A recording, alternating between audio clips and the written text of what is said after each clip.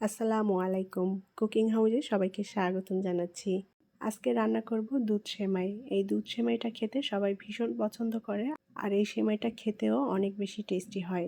রান্না করাটাও একেবারে সহজ। আমি যেভাবে রান্না করি সেই রেসিপিটাই আপনাদের সাথে শেয়ার করেছি। আশা করি আপনাদের ভালো লাগবে।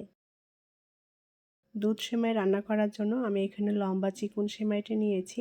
আর দুধ সেমাইটা স্টিক এই লম্বা সেমাই দিয়েই খেতে বেশি ভালো লাগে। এখন এই সেমাইটা আমি একটু ছোট টুকরো করে নেব যাতে করে ভাজতে সুবিধা হয়।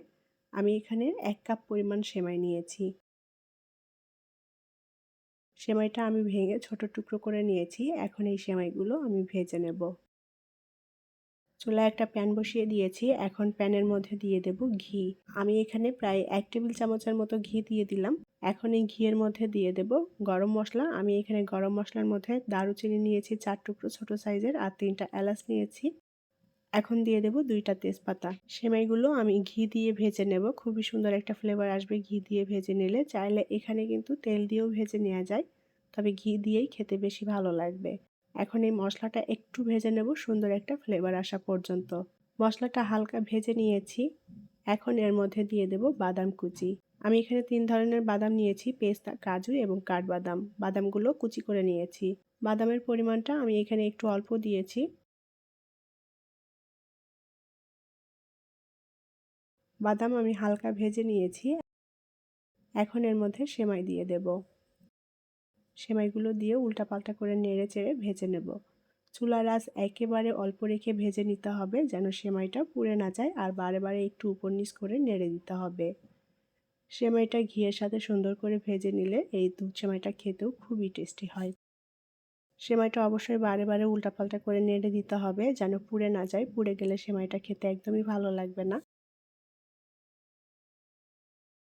আমি অল্প আঁচে খুব সুন্দর করে নেড়েচেড়ে সেমাইটা হালকা লাল করে ভেজে নিয়েছি। এখন এই সেমাইগুলো আমি তুলে নেব প্যান থেকে। প্যানে আমি 1.5 কেজি পরিমাণ দুধ দিয়ে দিয়েছি আর এখানে গরুর দুধ নিয়েছি আমি সেমাইটা রান্নার জন্য। এই সেমাইটা গুঁড়া দুধ দিয়েও রান্না করে নেওয়া যাবে। এখন এই দুধটা আমি জাল দিয়ে বলক তুলে নেব।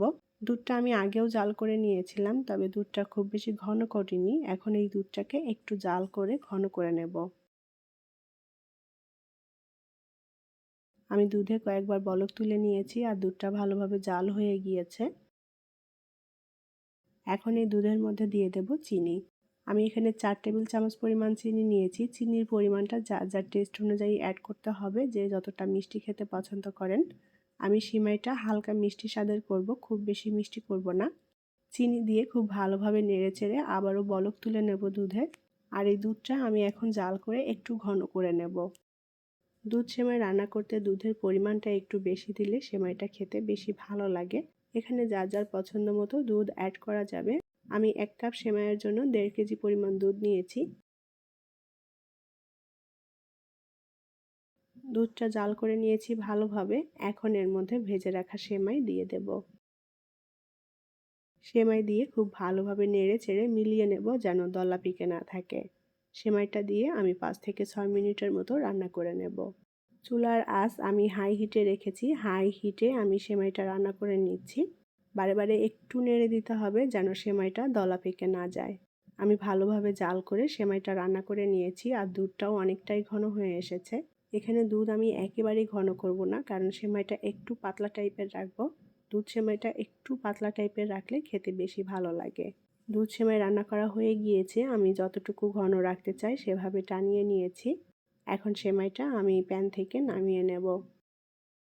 সেমাইটা আমি একটু ঠান্ডা করে নিয়েছি। এখন সেমাইটা পরিবেশন করব।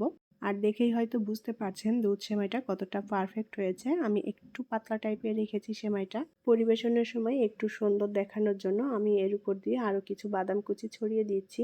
আমি এই সেমাইতে কিশমিশ ব্যবহার করিনি, চাইলে এখানে কিশমিশ ব্যবহার করা যাবে। তৈরি হয়ে গেল দারুণ ইয়াম্মি এবং সকলের ভীষণ পছন্দের দুধ সেমাই। আশা করি আজকের দুধ সেমাই আপনাদের কাছে ভালো লেগেছে। আমার রেসিপিগুলো যদি আপনাদের কাছে ভালো লেগে থাকে তাহলে প্লিজ লাইক, কমেন্ট এবং শেয়ার করবেন। পরবর্তী রেসিপি দেখার আমন্ত্রণ জানিয়ে বিদায় নিচ্ছি। আল্লাহ হাফেজ।